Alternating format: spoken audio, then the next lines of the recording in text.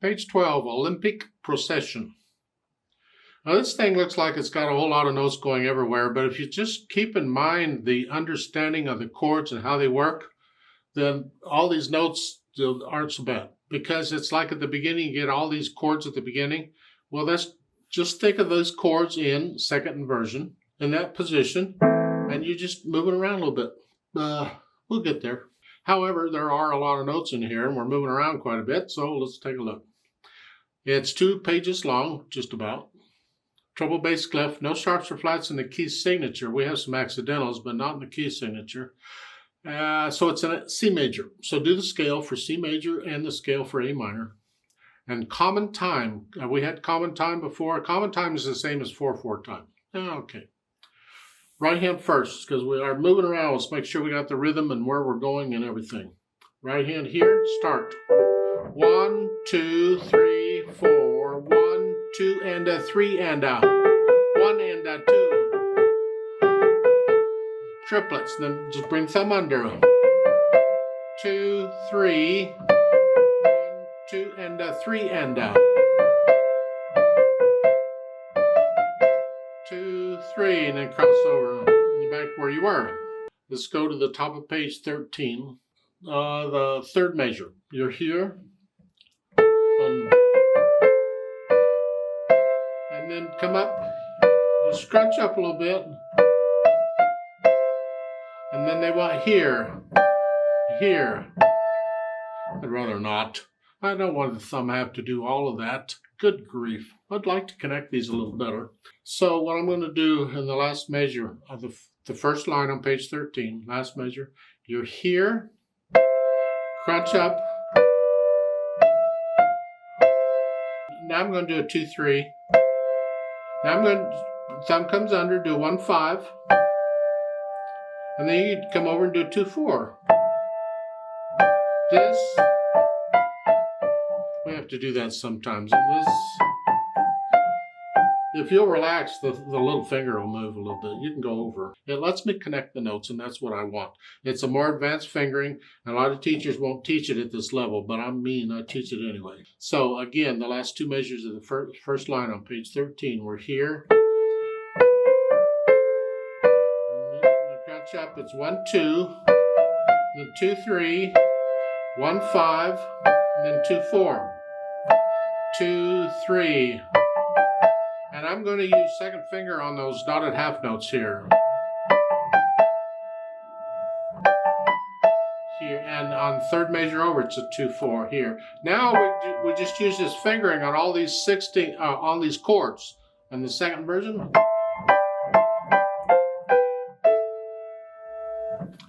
However, when I get to the third line, rather than this, I want a 1, 4 here. Because I'm going back and forth. And I do that, I'm going to do a 1, 4 and a 2, 5. I don't want to go here. No, I don't recommend it. So in the third line down, it's 1, 4 and then a 2, 5. Same thing. And just stand there. Now in the last measure, now we come out. 1, 4, 2, 5.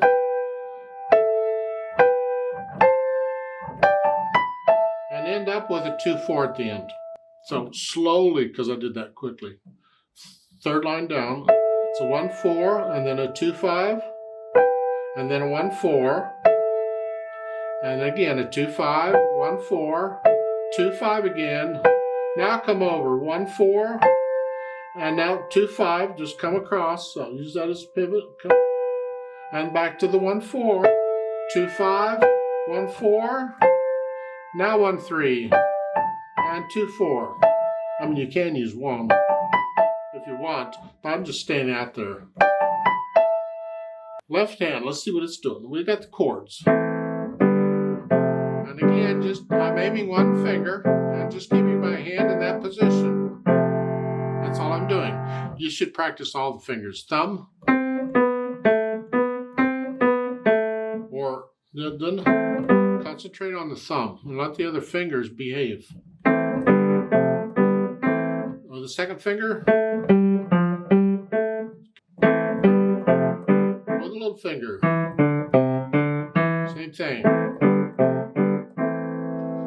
In this piece, it doesn't matter which finger you concentrate on them. In some pieces, it does. So you practice and be able to do it on any finger. And that's all you're doing until you get down to the end of the third line. You're here, you come down. A half note is an E. Third ledger line below the stem. Well, hopefully you know two ledger lines is a C. I told you, memorize that one. That's just one more. So it's here. And then here. And do it again.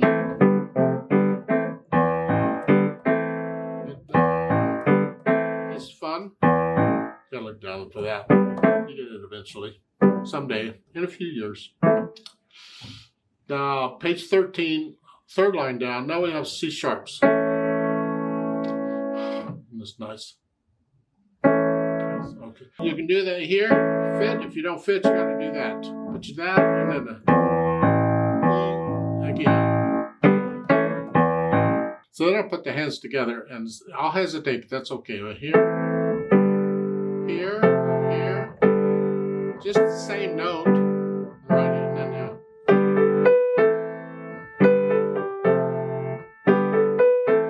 So I go through and I'll put the hands together, and then I'll go back over maybe a line or so at a time, and I get rid of the hesitations. And again, when you're getting rid of hesitations, don't keep playing at all. Only work on the spots where you're hesitating. Get those ironed out. The stuff you can play, set it aside until you get it all ironed out, and then you put it together. After the hesitations are gone, I do the articulation, staccato and flexing at the wrist, short staccato. I'm on the key and I'm bouncing off here. Third measure, accent, just a little louder.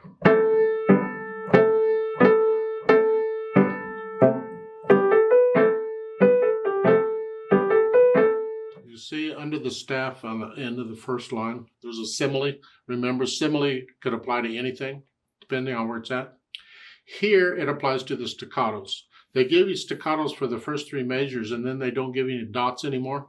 Well, the simile is telling you, keep doing staccatos. This way, they don't have to put dots in.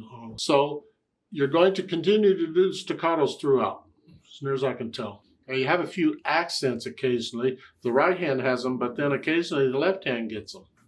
For instance, page 13, third line down, it's both hands here.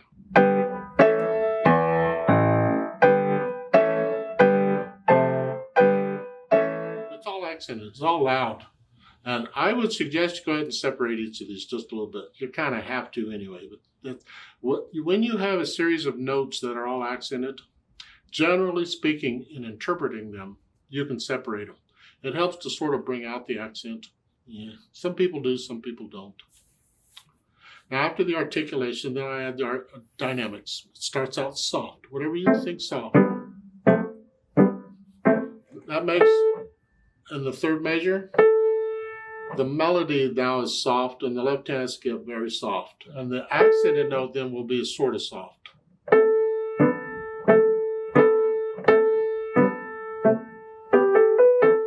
Second line, second measure, going into the third, you go up to ba-da-da-da, go up to loud. Soft, a little louder. Left hand's in the background, so the second measure is here.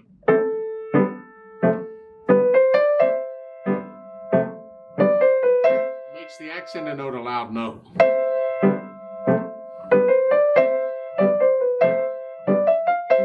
And the third line, second measure, come back down. Sort of soft in the right hand. That makes that accented note a sort of loud note. Just take it up a notch for the accent. Now at the end of the third line, at the last measure there, on the bass clef, they're showing you a half note. I'm pretty sure that's a misprint. That should be a quarter note. There's no reason for a half note there. So just play it as a regular quarter. You can fill in that note, make it solid, so it's a quarter note. It has a bunch of others, and all the others are quarter notes, so I'm pretty sure this should be a quarter note. Now at the last line on page 12, you're starting that out sort of soft. Now we're going to go up to loud. That makes the accented note very loud. And the left hand's in the background. You can get a little louder, but... They give you another crescendo at the top of page 13. That's just silly. They keep getting bigger, bigger, bigger, bigger. The beginning of the third line, you get fortissimo. That's the exciting part. I don't want to be fortissimo until then. So each time I get one of these crescendos, I got to come down so I can go back up. I'm only going to go up to loud. So in that first line, I'm starting at loud. But now I'm going to come down about as moderately soft and gradually go up.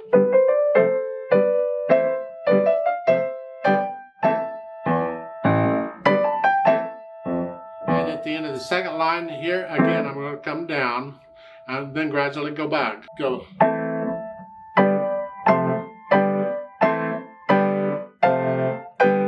Now very loud. Just play it very loud. You really don't need the accents.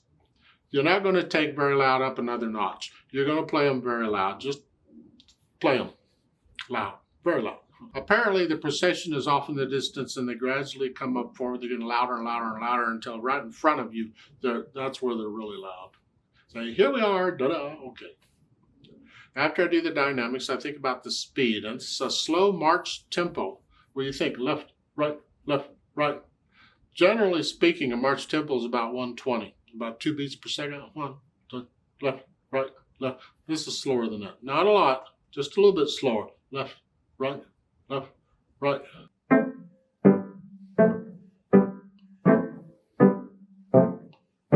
Something in there? Somewhere around in there. Now, when you get to the third line on page 13, it says maestoso.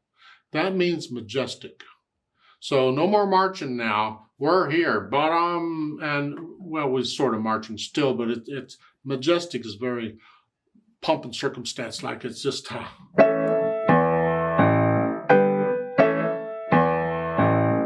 had somebody comment on one of my videos on a arrangement of pomp and circumstances. You're not playing this fast enough. This is a march. You got to go faster. I didn't reply to him, but I'm thinking, you got to learn what pomp and circumstance is about. This is like a procession, and those are not fast. You got to slow those down. Now the ritardando in the second line. There's a couple ways of interpreting it. You got choices here. You can slow down here because you're already going kind of slow. You're up here.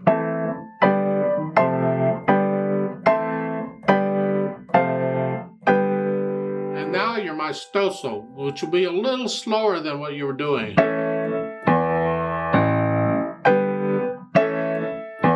you kind of slow down into it.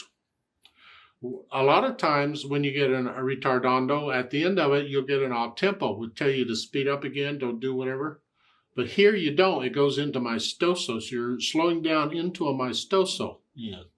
And then at the end, you ritardando even slower. Don't go too slow because then it just drags. But it slows down a little more. Seems like they probably could have said a poco ritardando at the end rather than retardando, because you got to be careful not to slow down too much, or those last two measures with the half notes and all, they're going to seem like they last forever. Ugh. Now on top of all that, they've added pedal.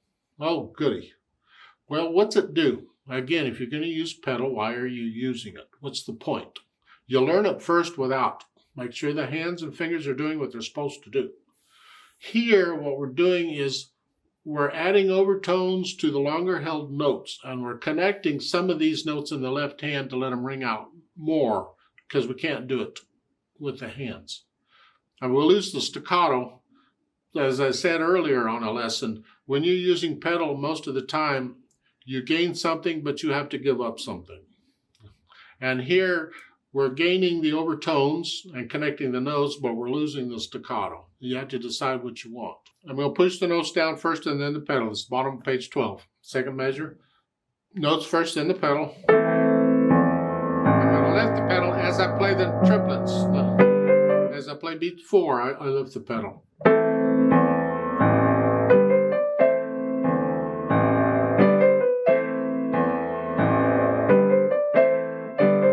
Technique in the left hand, I'm still doing staccatos. Here. I'm doing that throughout. Whether I hit or not, I'm going to feel the staccatos throughout. Now, the third line on page 13, this is overlapping here. well, start with the end of the second line. The last two measures of the second line you hear, and you change with each chord because it's a different harmony after you play it.